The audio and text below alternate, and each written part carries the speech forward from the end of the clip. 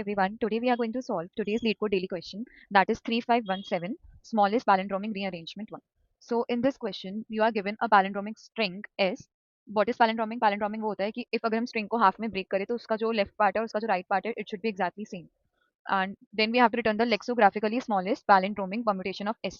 तो lexicographically smallest क्या होता है? जैसे अगर मेरे पास एक string है A B B A और एक palindromic string है D C C D. तो इसमें जैसे ये टू स्ट्रिंग्स है तो उसका फर्स्ट डिफरिंग कैरेक्टर क्या है ए और डी, तो ए और डी में से क्या छोटा है ए, तो A B B A is lexicographically smallest string.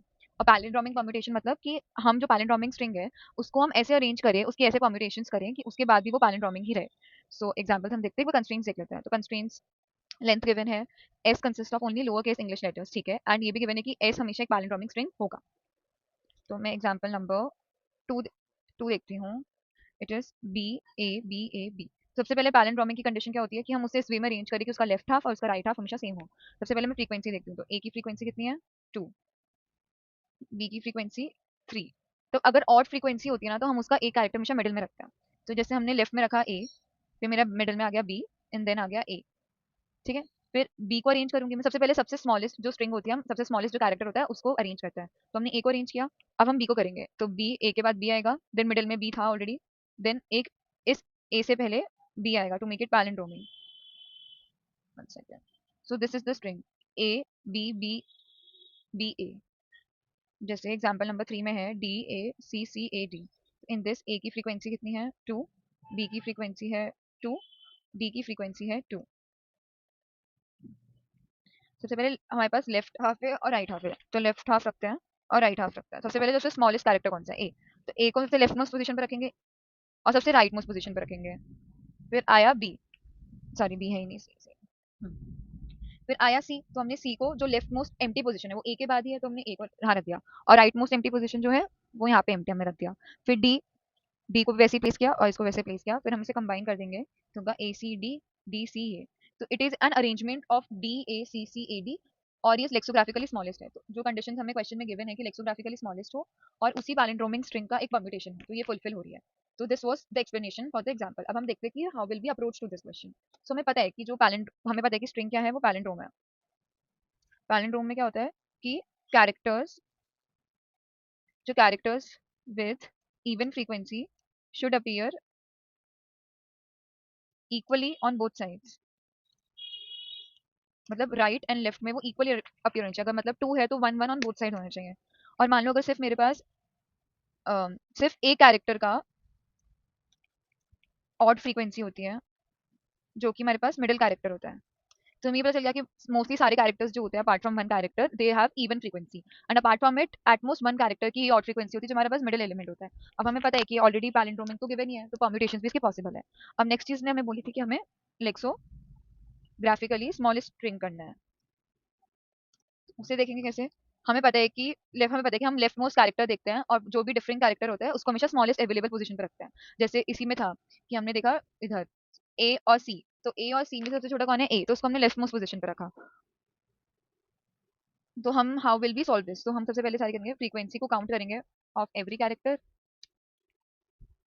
Then हम प्रोसेस करेंगे from A to Z traverse करेंगे, देन हम देखेंगे कि अगर वो एटलीस्ट ट्वाइस आ रहा है मतलब उसकी इवन फ्रीक्वेंसी है, तो हम उसको एक बार लेफ्ट साइड पे ऐड करेंगे एंड राइट मोस्ट साइड पे ऐड करेंगे जो भी एम्प्टी पोजीशन होगी। एंड अगर उसकी फ्रीक्वेंसी इज 1, तो वो मुझे पता है कि वो मेरे पास मिडिल एलिमेंट हो जाएगा मेरे स्ट्रिंग का। आई होप समझ आएगा। मैं एक बार दोबारा बता देती हूँ कि हम क्या करेंगे। जैसे हम यहाँ पे ड्राई रन कर रहे थे कि हमने हर एक कैरेक्टर का फ्रीक्वेंसी काउंट किया, उसके बाद हमने अपने लेफ्ट मोस्ट पोजीशन और राइट मोस्ट पोजीशन अगर उनकी फ्रीक्वेंसी एटलीस्ट 2 है तो हमने उसे भरना शुरू किया कि जो सबसे स्मॉलेस्ट है वो लेफ्ट मोस्ट में आ गया एंड राइट मोस्ट के एकदम राइट वाले पार्ट पे आ गया। उसके बाद से जो कैरेक्टर्स आ रहे हैं उसको उसकी एम्प्टी पोजीशंस के अकॉर्डिंगली फिल कर रहे हैं। फिर वैसे ही अगर उसकी फ्रीक्वेंसी 1 है, विच मींस मान लो अगर हमने 3 को यहाँ पे किया होता तो उसकी 2 फ्रीक्वेंसीज तो यूज हो चुकी होती और लास्ट में 1 रहती, तो उस 1 को हम अपना मिडिल एलिमेंट बना देंगे, मतलब बी हमारे पास मिडिल एलिमेंट हो जाएगा। So now let us code all this. One second. Vector int frequency 26 alphabet है तो 26 साइज रखा है मैंने। अब मैं फ्रीक्वेंसी ऐड करती हूँ for character C in S, frequency of C minus A plus plus, इससे फ्रीक्वेंसी ऐड हो गई। देन मैं int n is equal to s dot size string answer, this is the answer जो हमारी palindromic string हम बनाएंगे। n size की होगी और अभी एम्प्टी है। देन हम टू वेरिएबल्स लेंगे, लेफ्ट साइड के लिए जीरो, जीरो से इनिशियलाइज करेंगे, और राइट साइड के लिए n माइनस वन से।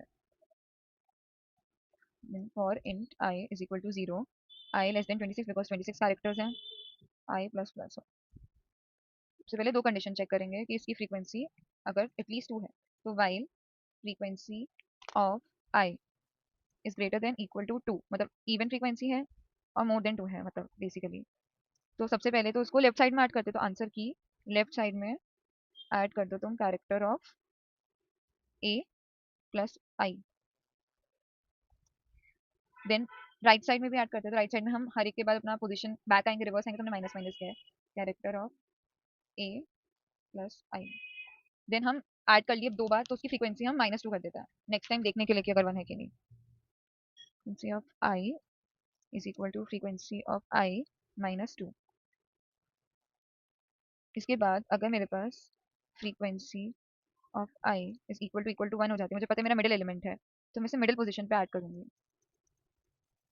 Answer S dot size by two is equal to character A plus I. मैं ऐड कर दिया एंड देन मैं रिटर्न कर दूंगी मेरे आंसर को। तो रन करके देखते हैं, फिर टाइम कॉम्प्लेक्सिटी डिस्कस करते हैं। So all the test cases are been accepted, एक बार सबमिट करके देखते हैं। Everything is submitted. Time complexity discuss करते हैं। टाइम कॉम्प्लेक्सिटी हम एक ही लूप से ट्रैवर्स करके देख रहे हैं 26, मतलब this loop will go till 26 times, then we are processing for every character, it will also go till the size of s, so it is big of n time complexity, and as we are using a vector to store the frequency, then we are making a string answer of n size, so there will be a space complexity of big of n also. So this was it for today's video. Thank you so much guys for watching.